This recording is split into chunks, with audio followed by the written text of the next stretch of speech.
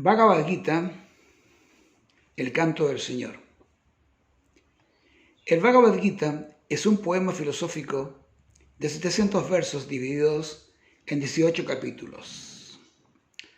Los versos usan una métrica y un estilo del sánscrito, así como los símiles y metáforas, de tal manera que tradicionalmente se cantan. Para referirse al Bhagavad Gita se usan comúnmente el término el Gita. Bhagavad Gita significa la canción de Bhagavat, el opulento, siendo Bhagavat una manera que tienen los hindúes de llamar a Dios. Bhaga es riqueza y Vat el que posee. El Bhagavad Gita es uno de los más importantes y convincentes textos de la tradición hindú, junto con los Upanishads y los Brahma Sutras.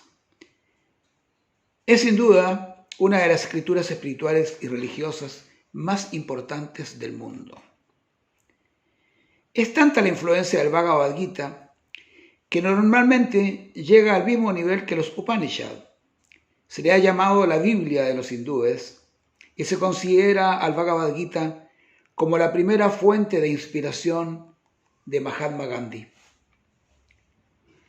Entre los grandes sabios y filósofos que han inspirado o que se han inspirado en el Bhagavad Gita, encontramos a Chaitanya Mahaprabhu, el cual inició el famoso mantra Hare Krishna o el famoso movimiento Hare Krishna en Bengal, en India, hace ya 500 años.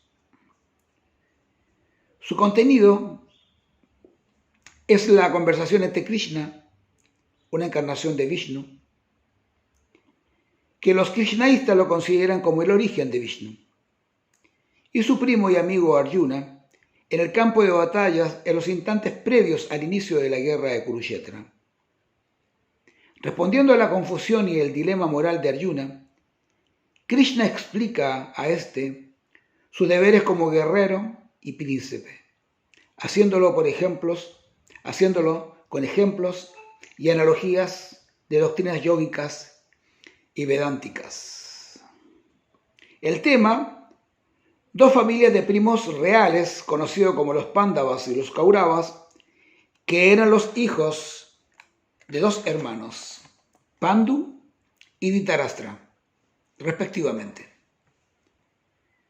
Dhritarashtra era ciego de nacimiento, por lo que Pandu heredó el central reino, que comprendía la parte norte de la India, en torno al actual Delhi. Los hermanos Pándavas eran Yudhishthira el mayor, Bhima, Arjuna, Nakula y Sahadeva. Y los hermanos Kaurava eran un total de 100, siendo Duryodhana el mayor. Cuando Pandu murió a una edad joven, sus hijos todavía pequeños pasaron a estar bajo el cuidado de su tío Dhritarashtra, quien usurpó el trono.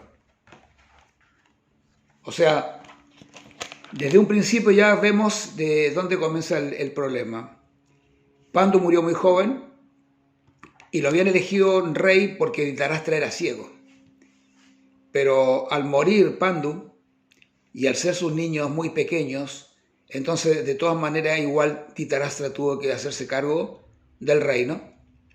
Y como tenía un hijo mayor que se llamaba Duryodhana, y cuando creció, acostumbrado a ser el hijo del rey, le costó mucho querer entregar el reino a sus primos, los Pándavas. Ese es el comienzo de la batalla de Kurukshetra y este es el comienzo del Bhagavad Gita. Y seguiremos y explicaremos punto por punto el significado de este libro tan importante para la cultura de la India y también muy importante para muchos pensadores en el mundo, y que es la base de todo lo que es el sistema de yoga.